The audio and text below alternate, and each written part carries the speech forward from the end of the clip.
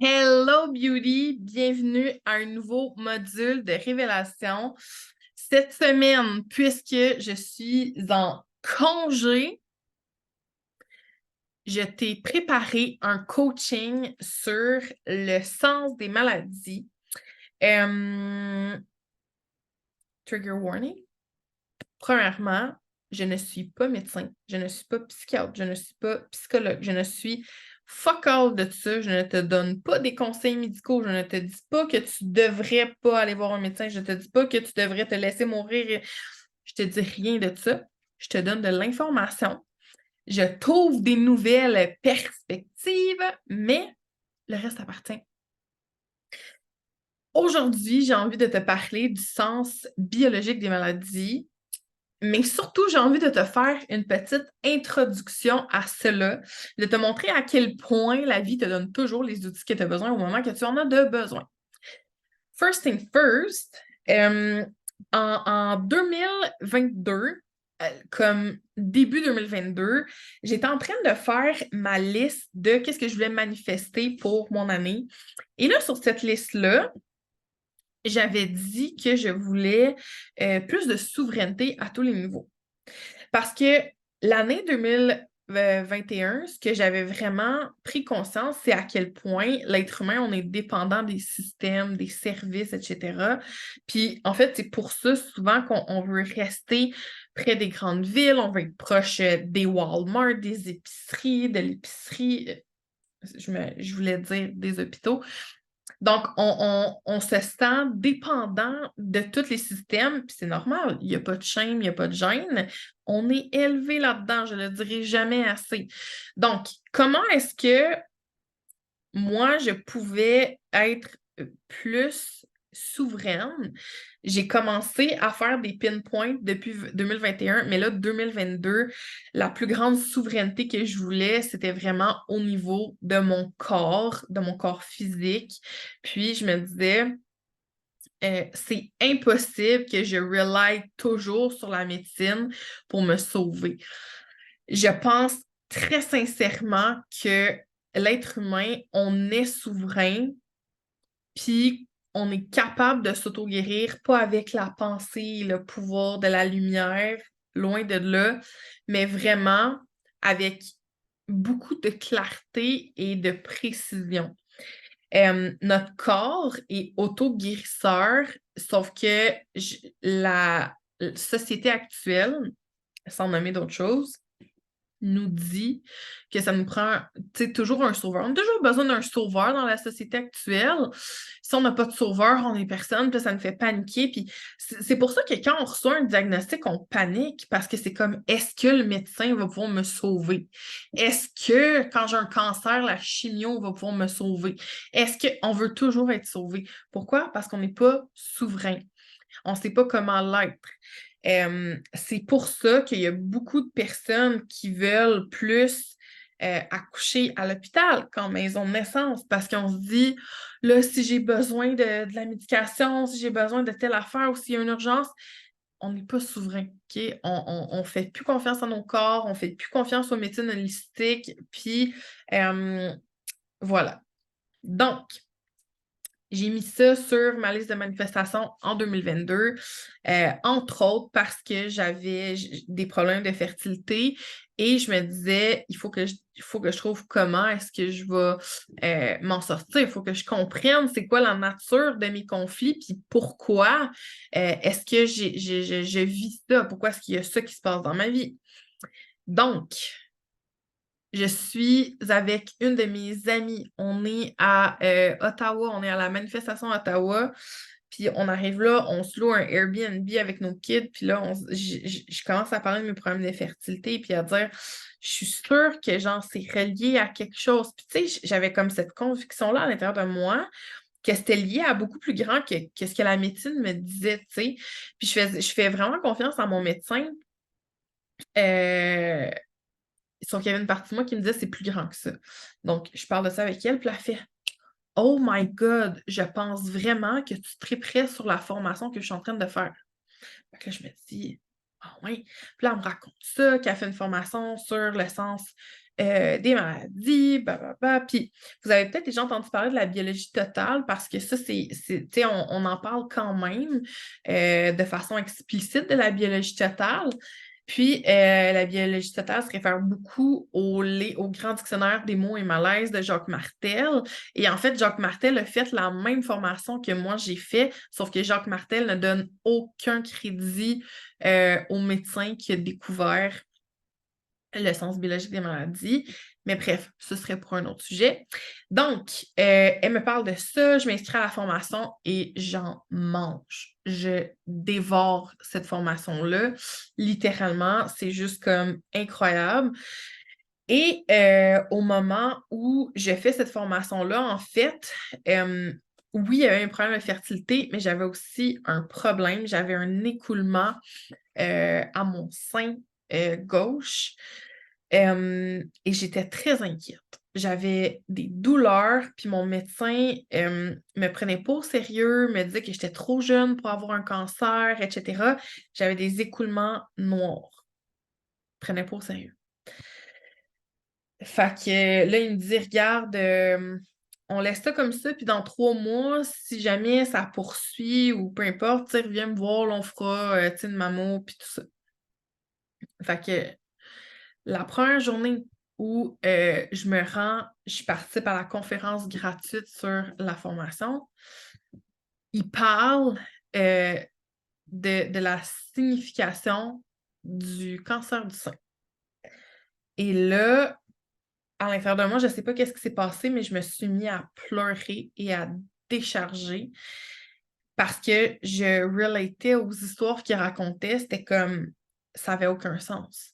Ma fille, au moment où j'ai commencé à avoir ces écoulements-là, était dans une passe où elle commençait à avoir sa puberté. Donc, je perdais mon bébé. Je perdais mon bébé et non seulement je perdais mon bébé, mais j'étais pas capable d'avoir un bébé. Le sens du cancer du sein, pour moi, à ce moment-là, et en fait en général, c'était de produire du lait pour pouvoir nourrir mon enfant, nourrir la relation avec mon enfant. Notre cerveau ne fait pas la différence entre le réel, le virtuel et le symbolique. Ton cerveau ne fait pas la différence entre ce qui est vrai, ce qu'il pense qui est vrai et ce qui est faux. Donc, entre ce qui se pense pour vrai puis ce qui n'est pas là, ton cerveau ne fait pas la différence entre tout ça. Et donc, je reçois ça, puis je suis comme flabbergastée. J'arrive à ma chambre d'hôtel, et là, je me dis, c'est impossible. Ma douleur au sein est comme disparue, genre, ça se peut pas. C'est impossible. Puis,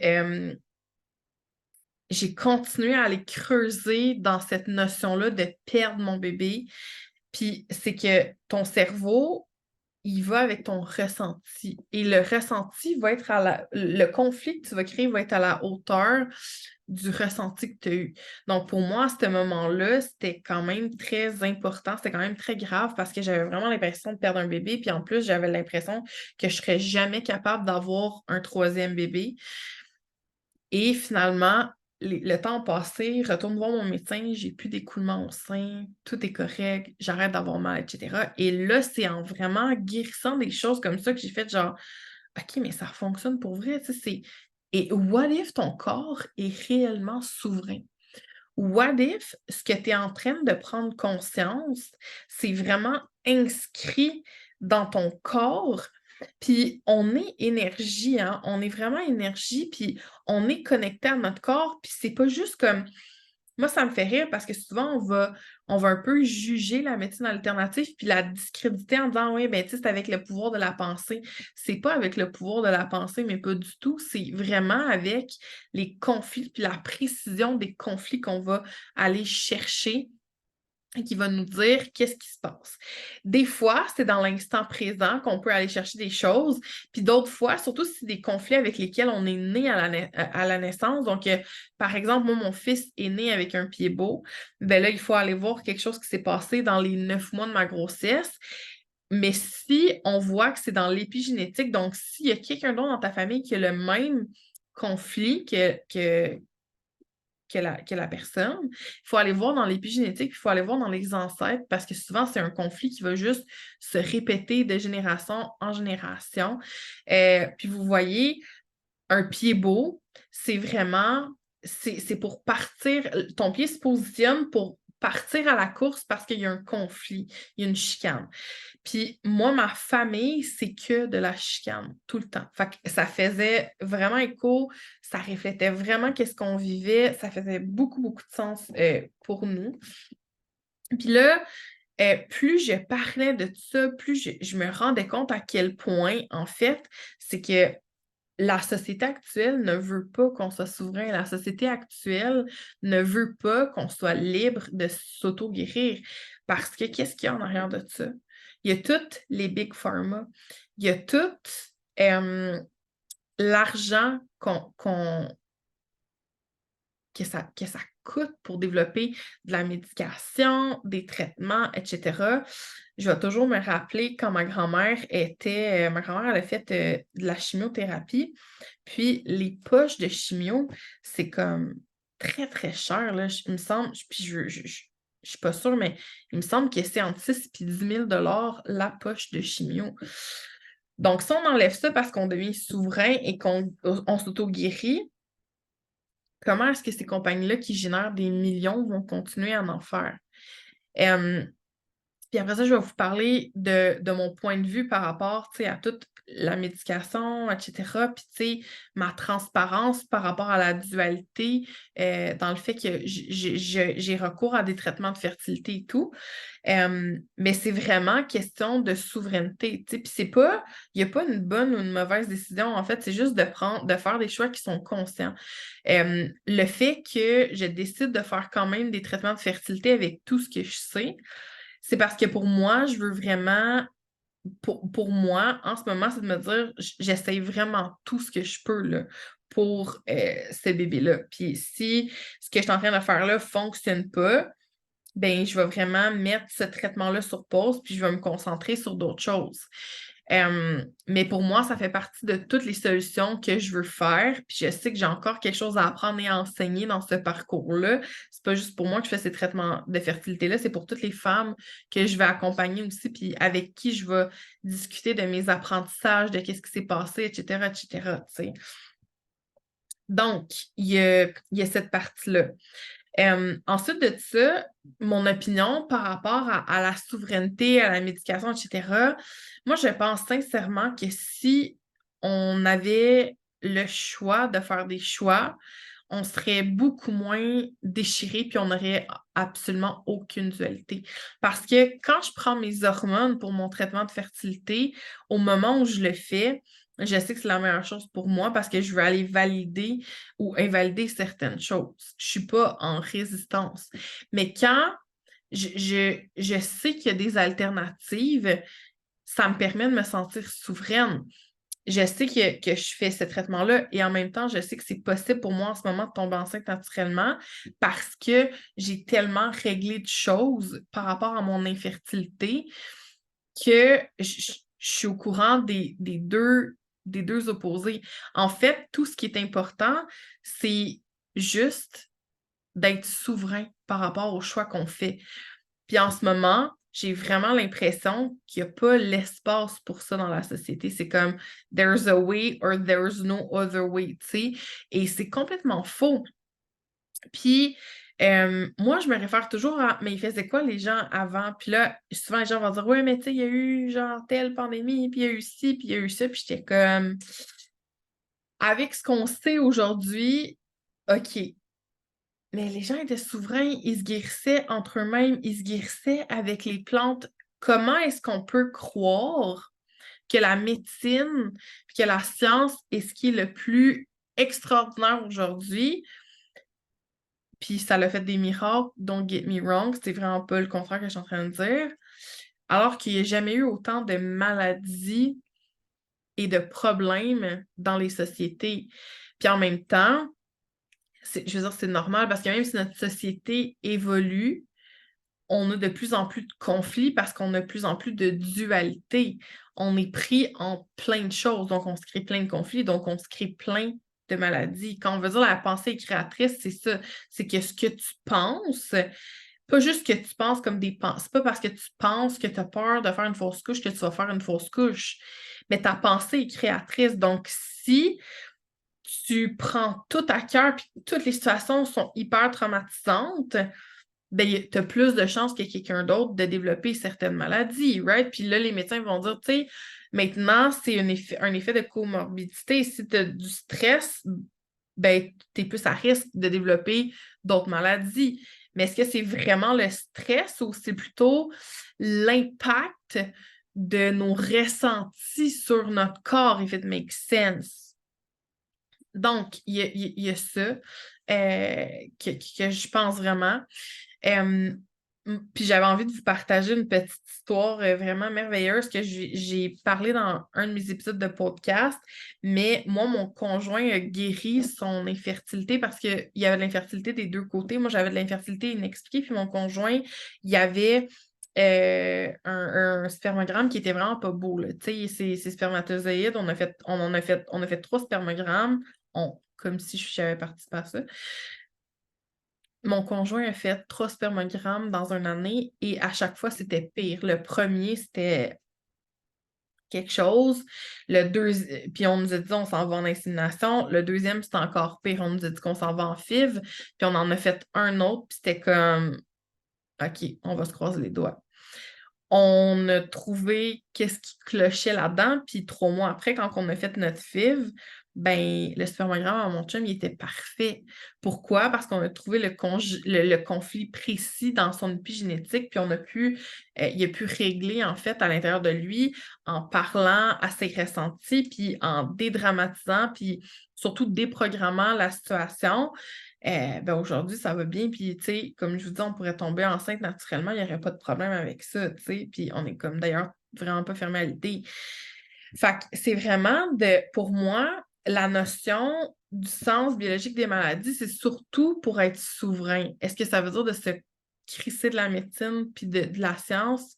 Hell no, parce que le sens biologique des maladies en soi, c'est une science, puisque c'est une science alternative, puis alternative ne veut pas dire moins bonne, alternative veut juste dire pas dans le mainstream. Donc, c'est pas parce qu'il y a un courant de pensée en ce moment que la médecine alternative, elle est pas bonne. Il y a plein d'autres endroits dans le monde où on est plus encore axé sur la médecine alternative. C'est juste qu'ici, c'est cette façon-là de penser. Comme on a des valeurs qui sont comme ça veut pas dire que c'est moins bon. Ça veut juste dire que c'est alternative et que c'est pas ça qu'on va prioriser quand on va aller vers des soins. Et pourquoi je trouve ça important, la médecine alternative, c'est qu'une fois que tu as le choix, tu as le choix. Une fois que tu as le choix, tu es souverain.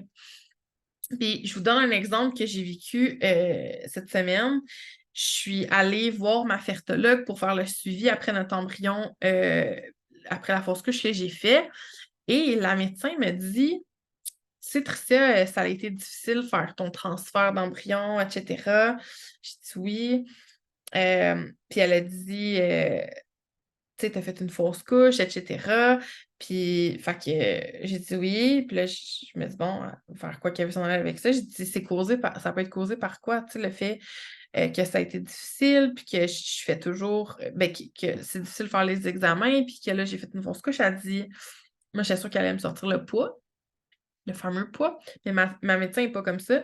Puis elle m'a dit, ben, t'as eu 2 césariennes. Là, j'ai dit oui. Elle dit, mais on t'a jamais dit que ça pouvait mener à des fausses couches. Puis on t'a jamais dit que ça pouvait justement rendre difficile le traitement in vitro. Puis j'ai fait comme, ben non, tu sais, on me l'a jamais dit. À ce moment-là, je me suis sentie, j'ai fait de plus en plus la paix avec mes 2 césariennes d'urgence parce que ça fait longtemps, puis parce qu'à un moment donné, il a fallu que je passe à autre chose. Mais au moment où j'ai eu mes césariennes, on m'avait pris le temps de m'expliquer tous ces risques-là.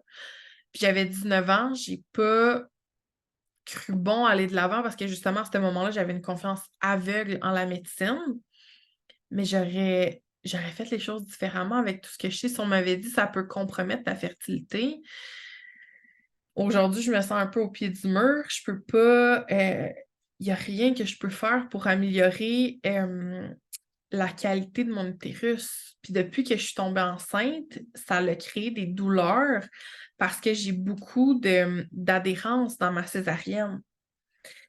Donc, dès qu'on sait qu'il y a des alternatives à ce qu'on nous propose, ce que je trouve merveilleux, c'est que ça ouvre la notion de choix.